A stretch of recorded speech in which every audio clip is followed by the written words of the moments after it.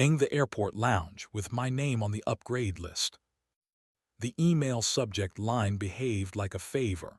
Upgrade confirmed for Micah, Gate 41. It arrived at 6:08 p.m. mid-repair, while I had a watch case cracked open under a lamp and a loop squeezed into my brow. I let the cursor hover over the message long enough to feel the pulse under my skin try to become a second hand. I didn't book any flight. I was standing at my bench, persuading a balance spring to forgive a decade of impatience. I fix time for a living. Couriers bring me watches with stories in their scars, and I convince them to behave again. It is small work with sharp tools and a strict idea of honesty. Theo, the man I share a lease and a pantry with, writes travel features for magazines that think airports are metaphors. We have been together 5 years. The good bowls live on the middle shelf. We keep 2 heavy glasses by the sink because we learned early to pour first and speak after. Theo had come home late the night before with cedar running the seams of his jacket and the mild arrogance of a hotel lobby. He kissed the side of my neck like a man reading instructions from memory. He undressed in the hall in a way that was polite to hinges. "Red-eye to Lisbon on Friday," he said. "I might have to swing by the airport tonight. An airline PR thing." He did not say the part about wanting company. I did not say the part about wanting the version of him that asked. I clicked the email. The body of the message was neat, cheerful. "We're pleased to inform you that seat 2A has opened in our business cabin," it said, my name in the line above, and beneath that in smaller type the system was not designed to display. Guest. ARMANC. The airline had let somebody smuggle a sentence past its manners. The thing about repairing time for strangers is you learn to breathe while the second hand stutters. I put the case back together, closed the shop, and walked the 8 blocks to Terminal B because waiting turns furniture into accomplices. The evening had the bluish light a city shares when it thinks of itself as a winter film. Inside, the concourse churned in its usual choreography. Rolling lives tugged by one impatient wristwatch after another. The lounge sat above the gate like an apology. A man at the desk scanned the QR code on my phone and smiled as if the program liked who I had chosen to be. "Welcome back, Mr. Hale," he said. I hadn't been here since Theo's Tokyo assignment last spring. The upgrade list lived on a tablet. The attendant tapped the screen and handed me a plastic card. "Suite 3, he said. "Your guest can join you there." He looked at me as if my guest were already in the room, which was true in one way.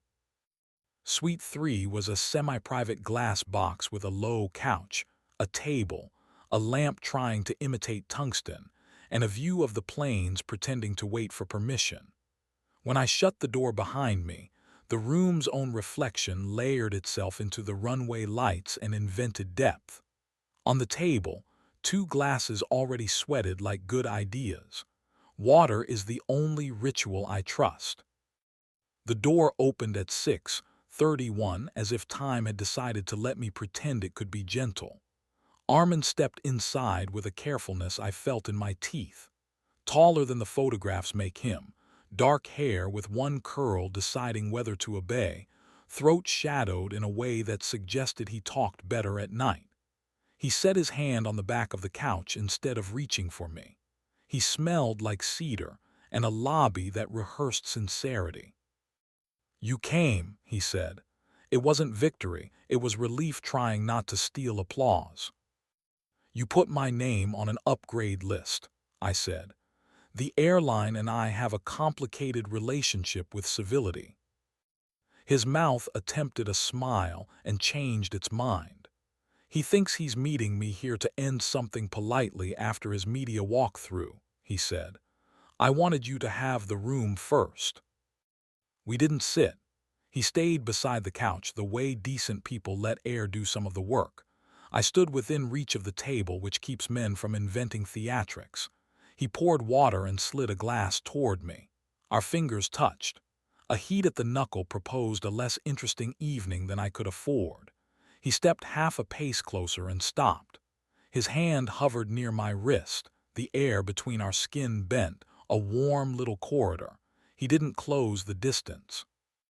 The restraint was indecent, which is a sentence I've had to write down to believe. How long? I asked, because repairs begin by numbing the damage. 7 months and 10 days, he said. The precision almost made me laugh. It started in the lobby of that hotel on Ninth, with rain and a mislaid keycard, and that line your man uses about jets being sky trains. I tried to end it twice. He sent me a photograph of your breakfast and a complaint about outlet placements in the lounge. My better judgment liked his sentences more than his reasons. I let the glass rest on the coaster as if manners could be a harness. Why me? I said. Why are we here before he is? Because secrets pretend they weigh something, he said. They don't, once they meet the right air. And because last month when you told a client in your shop that a watch doesn't owe anyone dramatics, I thought, I would like to tell the truth to the person who repairs time.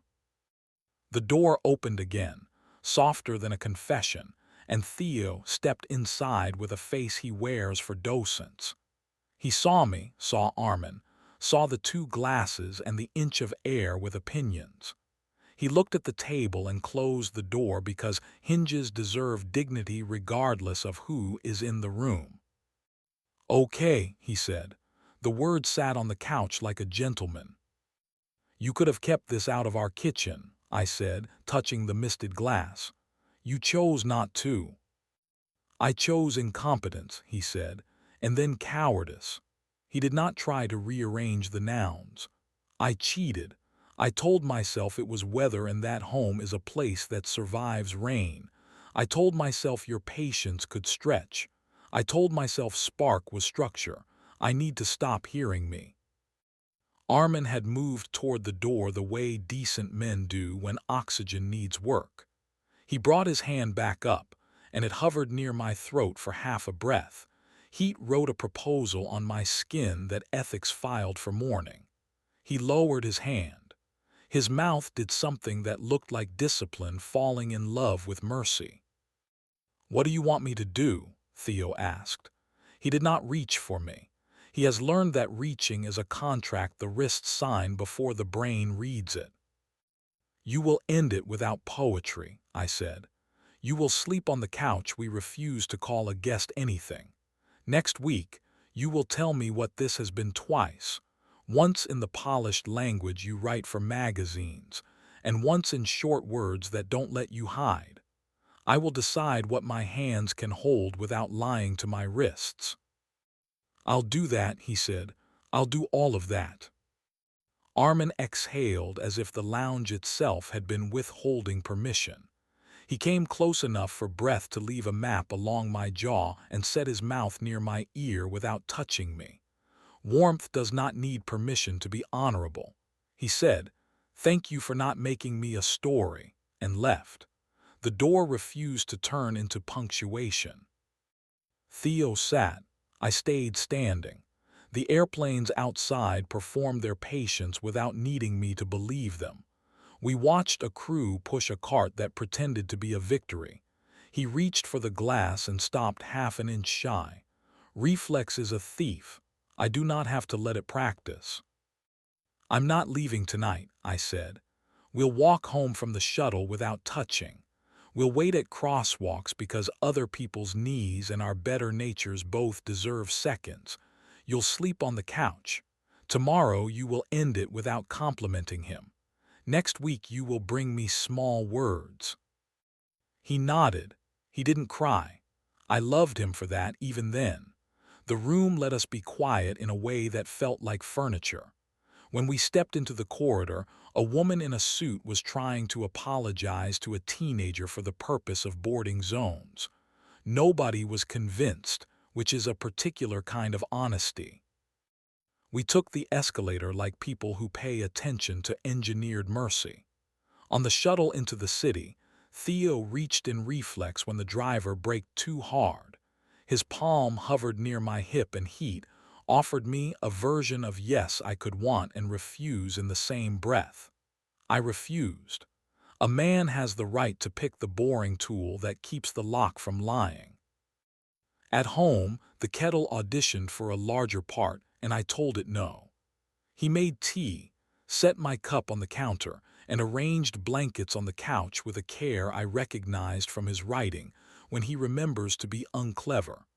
I slept alone in our bed and woke like a mechanism I wasn't ready to test. He ended it in the morning. He came back from a lobby that sells permission smelling like nothing, the cologne I intend to leave on the table by the door from now on. He told me he had used short words. He told me he had not made himself admirable. He said our apartment deserves verbs he can carry. Work refuses drama. That afternoon, a man brought in his grandfather's Omega that had run 3 minutes slow all year, and I coaxed the regulator back toward ethics. In the evening, a kid with a cheap dive watch stood on the threshold until I waved him in. I let him replace his own battery and watched his face discover consequence. The day became modest in the way I hoped to be. 2 days later, Armin texted a single line. "Thank you for telling the truth in a room that was built to sell lies." I replied, "Try it in one that is."